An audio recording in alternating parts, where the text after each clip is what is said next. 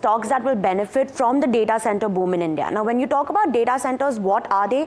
Kind of consider them as giant digital warehouses that not only help keep your internet and apps running, but also help your browsers running too. Now, India generates about 20% of global data, yet when you talk about global data center capacity share, it's just at 3%. So now country is largely underpenetrated in this sector, and there are several demand catalysts which kind of give a potential for large capacity addition. Now, let's put it into perspective. When you compare to other countries like China, USA, or the European Union, our internet user penetration is the lowest among us all at 63%. However, the mobile data consumption is higher than any of these places at 26. And also when you talk about the data center capacity, it's at 1 megawatt per million users for India versus 4 megawatts per million users for China.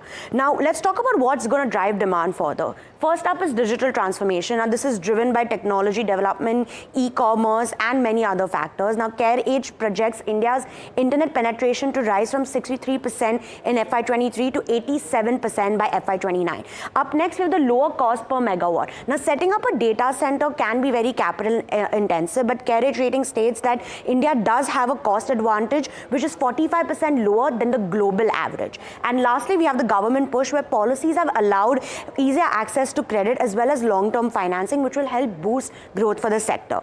And now when you look at the historical growth, now the first commercial data center was set up back in 2000. Now till 2010, the growth was fairly subdued, but after 2010 is where we saw actual ramp up of capacity from 2020 onwards. As of 2023, our capacity stood at 877 megawatts, and this capacity is expected to double to around 1950 megawatts by 2026 according to CareEdge rating. So who benefits? Now up first we have Adani Enterprises, who benefits via its joint venture Adani Connex, who builds and operates data centers across India. Now higher demand for the sector in general will be key for the joint venture to get more clients as well as leasing revenue. Additionally, when you talk about how it complements the business, it's in terms with its power sector presence as well as its land ownership, which helps mitigate costs. Up next, we have Techno Electric and Engineering. Now, they are investing around $1 billion towards setting up a data center, and they're building and aiming to build 250 megawatt capacity by 2030. And when you also talk about, they also can leverage the EPC expertise for other companies in general. Now, up next, we have Anantnag. Now, this real estate player has an early mover advantage. It also has lower capex costs due to its existing land ownership. And furthermore, they are investing around 10,000 crores for a 300 megawatt data center. Up next, we have Reliance Industries, which benefits via its joint venture Digital Connection, who also operates and builds data centers across India. Now, third-party customers will help boost the joint venture's revenues, and the joint venture's data centers will help the Jio's in-house needs, being a telecom player.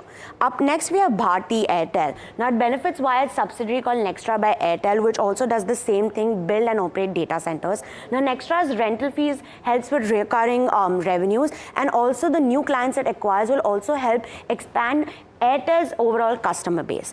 Up next, we have Exide Industries. Now, the company manufactures high-end DC batteries, which is used for data center applications. We also have Kirloskar Oil Engine, which makes diesel generators for data centers that help during grid outages. And lastly, we have Blue Star, whose expertise in air conditioning and cooling equipment helps data centers in different applications, as they do require a very strong heating and cooling system for your application.